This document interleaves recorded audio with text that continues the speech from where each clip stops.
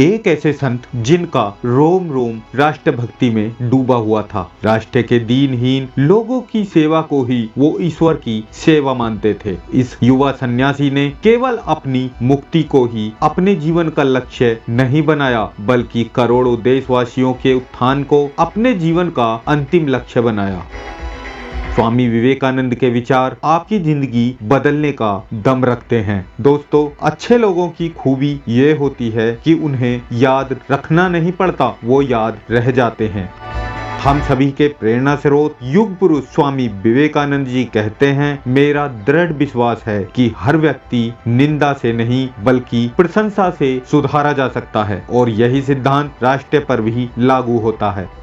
इसलिए देश में या परिवार में होने वाली बुरी चीजों की निंदा करने से बेहतर है अच्छी चीजों की प्रशंसा की जाए। ये भारत देश धर्म, दर्शन और प्रेम की जन्मभूमि है। ये सब चीजें अभी भी भारत में ही विद्यमान हैं। मैं इस दुनिया को जानता हूँ, उसके बल पे मैं ये दृढ़ता पूर्वक विश्वास से कह सकता हूँ कि इन बातों में हमारा देश अन्य देशों की अपेक्षा सर्वश्रेष्ठ है।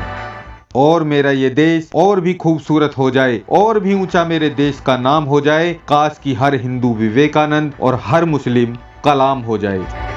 स्वामी जी कहते हैं, एक विचार चुनिए और उस विचार को अपना जीवन बना लीजिए। अपने दिमाग, अपने शरीर के हर अंग को उस विचार से भर लो और अपनी पूरी आत्मा उसमें डाल दो, और बाकी सारे विचार छोड़ दें, सब कुछ भूल जाओ। यही सफलता का रास्ता है। और इस रास्ते के सफर में उठो, जागो और तब तक मत रुको जब तक लक्ष्य की प्राप्ति ना हो जाए।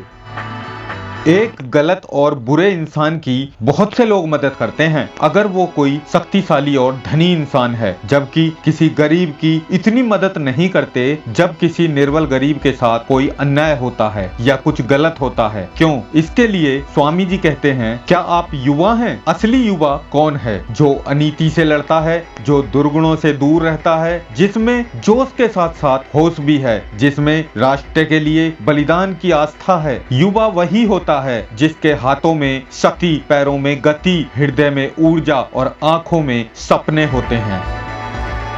जिंदगी में एक ही नियम रखो, सीधा बोलो, सच बोलो और मुंह पर बोलो। जो अपने होंगे वो समझ जाएंगे और जो नाम के होंगे वो दूर हो जाएंगे, क्योंकि हर काम को 3 अवस्थाओं से गुजरना ही पड़ता है, उपहास, विरोध और स्वीकृति। मतलब पहले हर अच्छी बात का मजाक बनता है, फिर विरोध होता है और फिर उसके बाद स्वीकार कर लिया जाता है।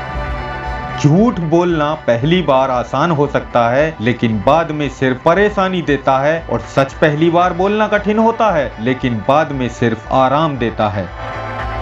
हमेशा छोटी छोटी गलतियों से बचने की कोशिश किया करो, क्योंकि इंसान पहाड़ों से नहीं पत्थरों से ठोकर खाता है। जब बच्चा बड़ा हो जाता है तो उसकी कच्ची पेंसिल लेकर उसे पेन दिया जाता है, ताकि वो समझ जाए कि उसकी गलतियों को मिटाना अब आसान नहीं होगा। हम गलत नहीं होते हर बार, लेकिन कई बार वो शब्द ही नहीं मिलते जो हमें सही साबित कर सकें। क्षमा केवल गलती का मरहम हो सकता है, विश्वास तोड़ने का नहीं। इसलिए जीवन में ध्यान रहे कि हम कोई गलती भले ही करें पर किसी का विश्वास ना तोड़ें, क्योंकि माफ करना फिर भी सरल है, पर भूलना व पुनः विश्वास करना ज्यादातर असंभव है। जीवन का वही रिश्ता सच्चा है जो पीठ पीछे सम्मान दे। खुद में बहुत सारी कमियों के बावजूद भी अगर हम खुद से प्रेम कर सकते हैं, तो फिर दूसरों में थोड़ी बहुत कमियों की वजह से हम उनसे घृणा कैसे कर सकते हैं। अगर कभी गलती से कोई चिड़िया रास्ता भटक जाए और कमरे के अंदर घुस जाए, तो सबसे पहले पंखा बंद करके उसे सही रास्ता दिखाना ही सज्जनता है, क्योंकि वही लोग अच्छा जीवन जीते हैं जो दूसरों के लिए जीते हैं। लगातार पवित्र विचारों को सोचते रहें, क्योंकि बुरे संस्कारों को दबाने के लिए एकमात्र साधन यही है। ज्ञान धन से उत्तम है, क्योंकि धन की तुम्हें रक्षा करनी पड़ती है, मगर ज्ञान तुम्हारी रक्षा करता है।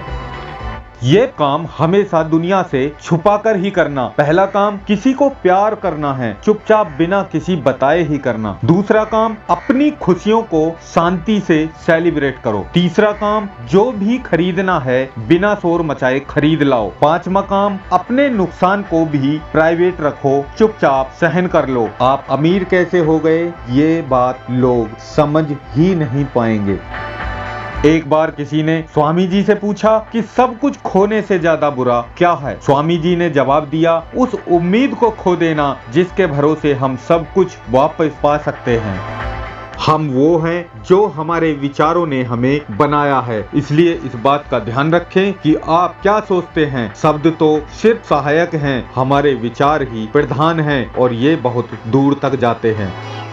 भरोसा भगवान पर है तो जो लिखा है तकदीर में वही पाओगे। भरोसा खुद पर है तो भगवान वही लिखेगा जो आप चाहोगे। जब तक हम स्वयं पर विश्वास करना नहीं सीखते, हम भगवान पर भी विश्वास नहीं कर सकते, क्योंकि ईश्वर हमारी आत्मा में निवास करते हैं। इसलिए आत्मविश्वास ही ईश्वर विश्वास है।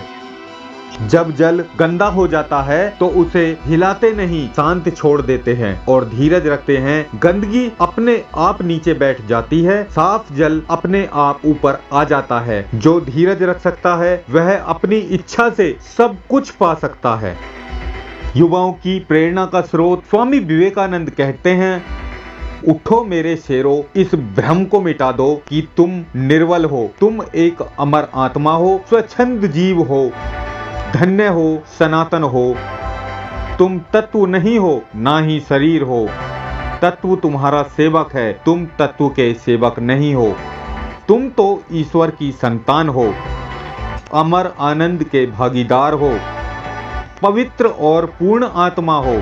तुम जन्म मरण रहित नित्यानंदमय आत्मा हो।